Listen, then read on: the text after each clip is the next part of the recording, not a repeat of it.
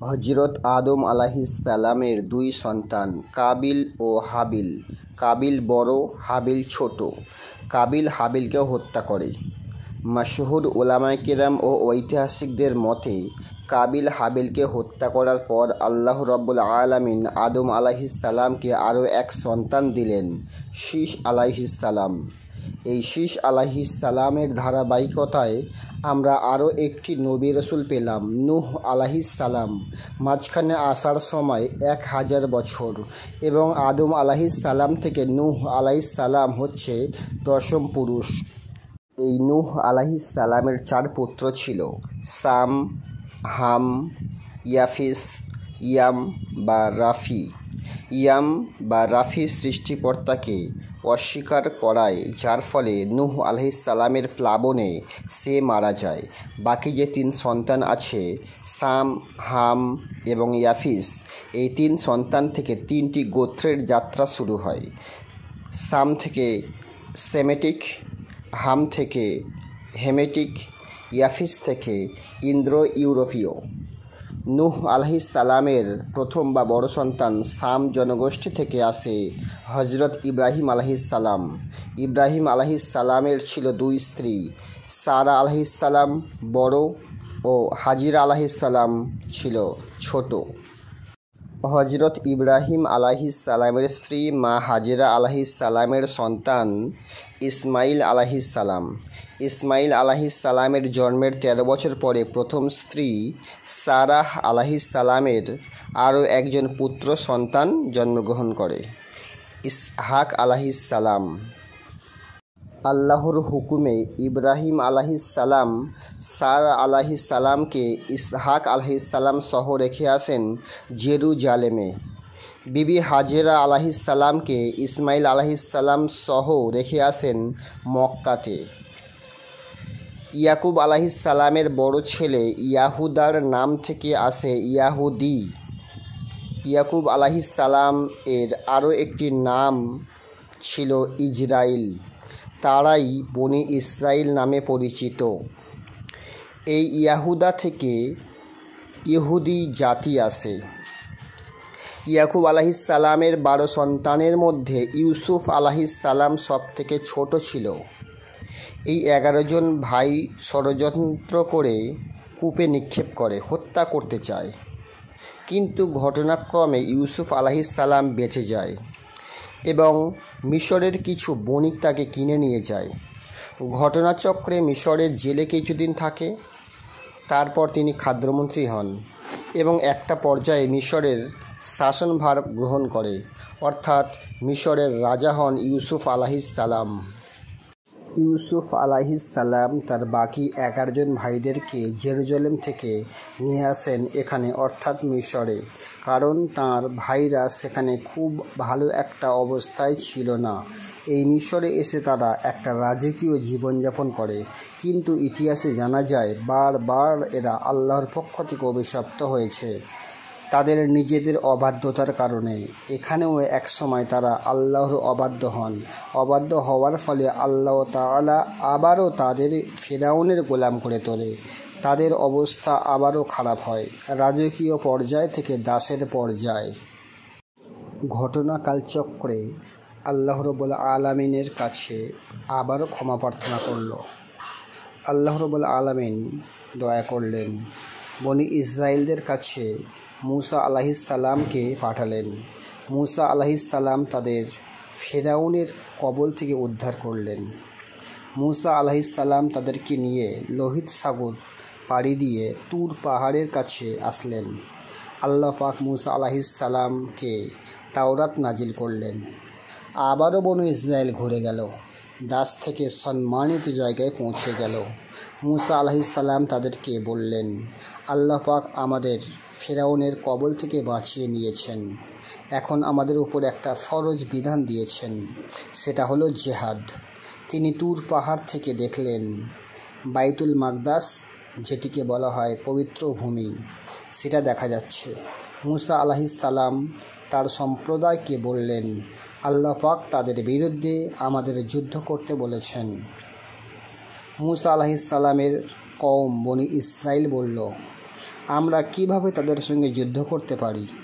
তারা তো অনেক শক্তিশালী। তাই তারা মুসা আলাইহিস সালামকে বললেন, তুমি এবং তোমার রব গিয়ে যুদ্ধ করো, আমরা এখানে বসে আছি। যখন তারা এইভাবে আল্লাহর বিরুদ্ধাচরণ করল, জিহাদটাকে মেনে নিল না, আল্লাহ পাক আবারও তাদেরকে শাস্তিস্বরূপ 40 বছর পর্যন্ত এই উপত্যকায় রেখে দিল। আল্লাহ পাকের আবারও দয়া হলো। মুসা আলাইহিস সালামের পরে একজন নবী হলেন, তার নাম ইউসা বিন নুন।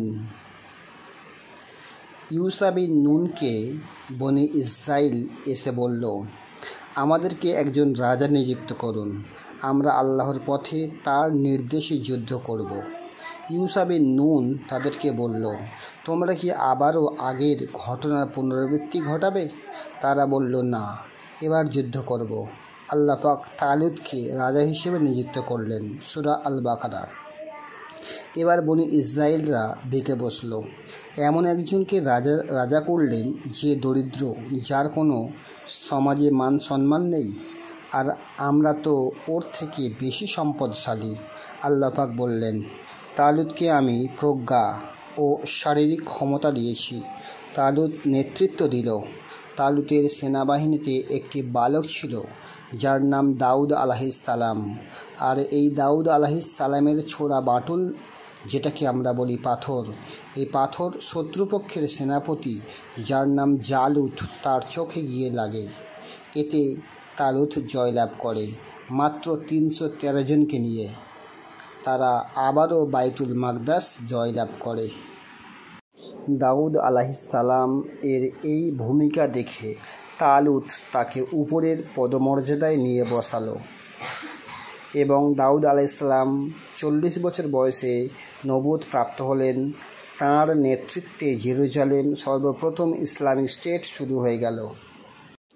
জেরুজালেম থেকে দাউদ আলাইহিস সালাম বিশ্ব শাসন করতে থাকেন এবং তাঁর মৃত্যুর পর তাঁর ছেলে সুলাইমান আলাইহিস সালাম আরও হাজারো গুণ শক্তি বেশি নিয়ে সারা বিশ্ব শাসন করতে থাকলেন। আল্লাহ পাক তাঁকে পাখির ভাষা, পশুর ভাষা, জিনের ভাষা, কীট পতঙ্গের ভাষা শিক্ষা দিলেন। আবারও সেই কথা, তোমরা যদি অঙ্গীকার পূর্ণ করো তাহলে আমিও অঙ্গীকার পূর্ণ করব। তারা অঙ্গীকার পূর্ণ করল না। সুলাইমান আলাইহিস সালামের পরে তারা আবারও খারাপ কাজ করতে শুরু করলো। একটা পর্যায়ে গিয়ে তারা আল্লাহর সাথে বিদ্রোহ করল, শিরিক করল, তাওরাত জুবরকে পরিবর্তন করল। আল্লাহ পাক আবারও তাদেরকে জেরুজালেম থেকে বের করে দিলেন।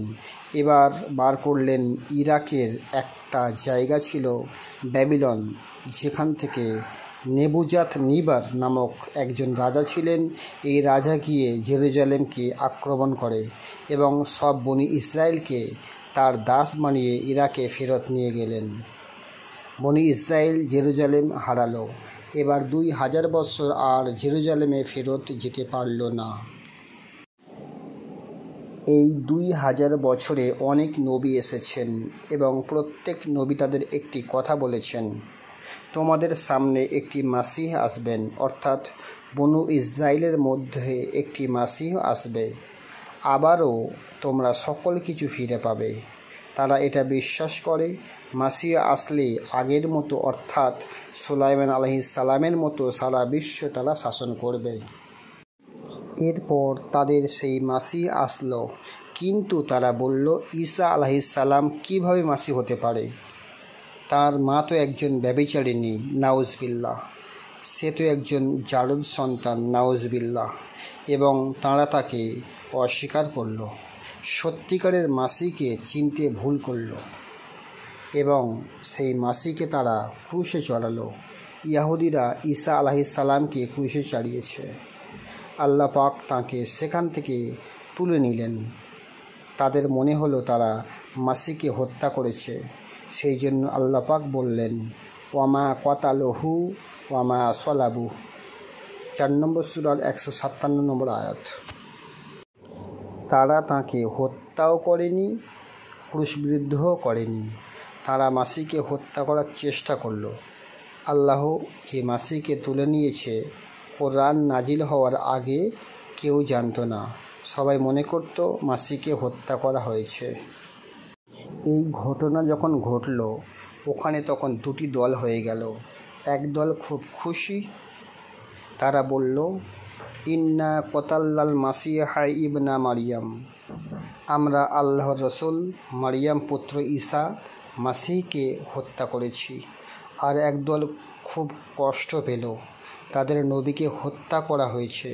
তারা নাসারা, অর্থাৎ তারা খ্রিস্টান। এরপর থেকে তিনটি দল হলো, ইয়াহুদি, নাসারা, মুসলিম। ইয়াহুদিরাও বিশ্বাস করেছে তাদের একজন মাসি আসবে, যিনি আসলে তারা জেরুজালেম থেকে বিশ্ব শাসন করবে।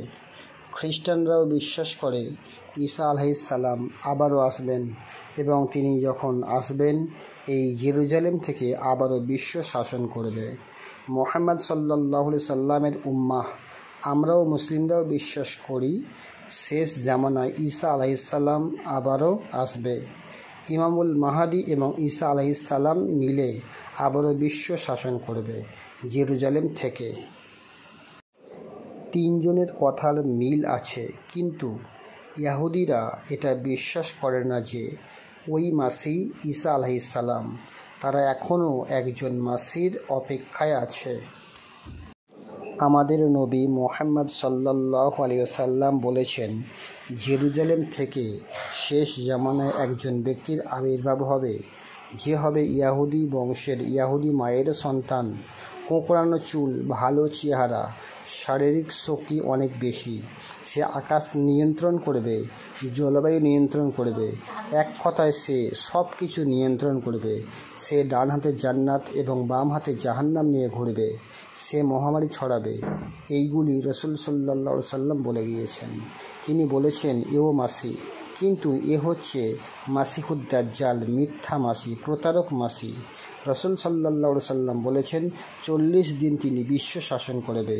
এই জন্য এই দোয়া বেশি বেশি করে করতে হবে, আল্লাহুম্মা ইন্নী আউযু বিকা মিন ফিতনাতিল মাসিহিদ দাজ্জাল।